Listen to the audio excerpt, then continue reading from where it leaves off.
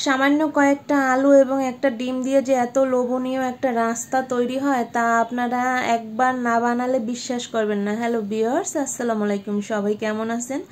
আশা করি সবাই ভালো আছেন। আজকে সন্ধ্যার নাস্তা হিসেবে ছিল আমার এই স্ন্যাক্সটা আইটেমটা। এটা এতটাই লোভনীয় হয়েছে যা বলার বাহিরে। উপরে ক্রিস্পি এবং ভিতরে খুবই সফট হয়েছে।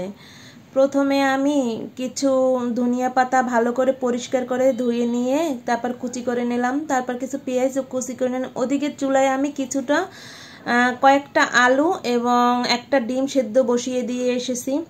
আর পেঁয়াজটা ধনিয়া পাতাটা খুবই মিহি কুচি করে নিতে হবে, আর কাঁচামরিচটা খুবই মিহি কুচি করে নিতে হবে, কারণ আমার তো একটা ছোট বাচ্চা আছে, মুখে পড়লে ওর খুবই ঝাল লাগবে, যার জন্য আমি একটু মিহি করে নিয়েছি। আপনারা পছন্দ মতো একটু বড় সাইজ করেও নিতে পারেন, কিন্তু একটু বড় সাইজ করে নিলে হয় কি আপনার আলুটার সাথে ভালো ম্যাচিং হবে না। এই যে আমার ওদিকে আলুটাও সেদ্ধ হয়ে গিয়েছে, আলু কয়টা আর একটা ডিম। আপনারা ডিমটা চাইলে দিতে পারেন, না চাইলে স্কিপ করতে পারেন, কোনো ব্যাপার না। তারপর এগুলো গ্রেটারের সাহায্যে আমি ভালো করে গ্রেট করে নিয়েছি। যদি ভর্তা করে নিয়ে যেতে হয় তাহলে তো ধরেন একটু গোটা গোটা থাকতে পারে, তাই একটু গ্রেট করে নিয়েছি। এই যে আলু আর ডিমটা ভালো করে একটু মেখে নিয়েছি। তারপর ওই যে পেঁয়াজ কুচি, কাঁচামরিচ কুচি আর এই যে ধনিয়া পাতাগুলা কুচি, সেগুলো ভালো করে একটা বড় একটা গামলায় নিয়ে একটু সামান্য লবণ, পরিমাণ মতো আপনাদের যতটুকুনি লবণের প্রয়োজন ততটুকুনি লবণ দিয়ে ভালো করে হাত দিয়ে একটু মেখে নিয়ে আপনারা ভালো করে একটু মেখে নেবেন যাতে গোটা গোটা না থাকে, তাহলে এটা শেপটা দিতে আপনাদের খুবই ভালো হবে। আর এই নিয়েছি আমি একটা নুডলসের মশলা, যদি আপনারা ম্যাজিক মশলা থাকে সেটাও দিতে পারেন, এটা সম্পূর্ণ আপনাদের ব্যাপার, কিন্তু এটা দিলে স্বাদটা অনেক ভালো আসে। আর আমি হাফ কাপ পরিমাণে কর্নফ্লাওয়ার নিয়েছি। আমি তো নাস্তাটা অনেকটা নাস্তা বানিয়েছি তাই হাফ কাপ নিয়েছি, কিন্তু এটাতে কর্নফ্লাওয়ারই দিতে হবে। আপনি চাইলে ময়দা দিতে পারবেন না, ময়দা দিলে এই মুসমুসা যে ভাবটা উপরে ক্রিস্পি ভাবটা আসবে না। অল্প অল্প করে কর্নফ্লাওয়ার দিবেন, একসাথে বেশি দিতে যাবেন না, যতটুকুনি বান্ডিংয়ের জন্য প্রয়োজন ঠিক ততটুকুনি দিবেন। আমি যার জন্য অল্প অল্প করে দিয়ে একটা শক্ত একটা ডোয়ের মতো বানিয়ে নিয়েছি। আমার এটা সম্পূর্ণ দিতে দিতে পুরো এক কাপ মানে হাফ কাপ কর্নফ্লাওয়ার সবটাই লেগেছে।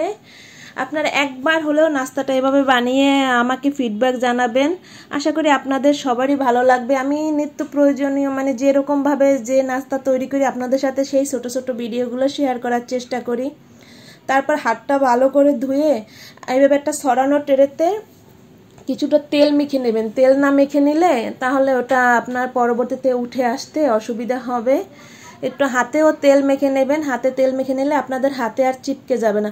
তারপর আপনারা আপনাদের যে কোনো পছন্দের শেপ দিতে পারেন, কোনো ব্যাপার না, ছোট বড় লম্বা গোল বা ভরা শেপের মতো।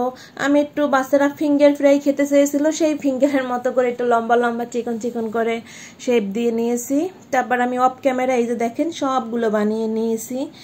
অনেকগুলো নাস্তা হয়েছে পুরো, মানে আমার আর একটা শ্রেণীতে ছিল কিছু, আমি ওইটা আর দেখালাম না। তারপর কড়াইতে তেল গরম করে, একটু বেশি গরম করবেন না, তেলটা অল্প গরম করে তারপর একটা একটা করে একটু ফাঁকা ফাঁকা করে ছেড়ে দেবেন, অল্প দেবেন, তা না দেখছেন ফুলে এটা কতটা হয়ে গিয়েছে, এরকম লাল লাল মুসমুসে করে ভেজে নেবেন। তারপর আমি একটা প্লেটের নিচে টিস্যু দিয়ে উপরে এগুলো রেখে দিয়েছি, কারণ যাতে টিস্যুতে বাড়তি তেলটা শুষে নিতে পারে, তাই টিস্যু দিয়ে ভালো করে এটা একটু তেলটা ভালো করে মুছে নিয়েছি। এই যে দেখেন প্রচন্ড গরম, আমি ভাঙতেও পারি না, অনেক কষ্ট হয়েছে। এই যে দেখেন ভিতরে একদম সফট আর উপরে খুব ক্রিস্পি। আপনারা একবার হলো এই নাস্তাটা এভাবে বানিয়ে খেয়ে আমাকে অবশ্যই জানাবেন।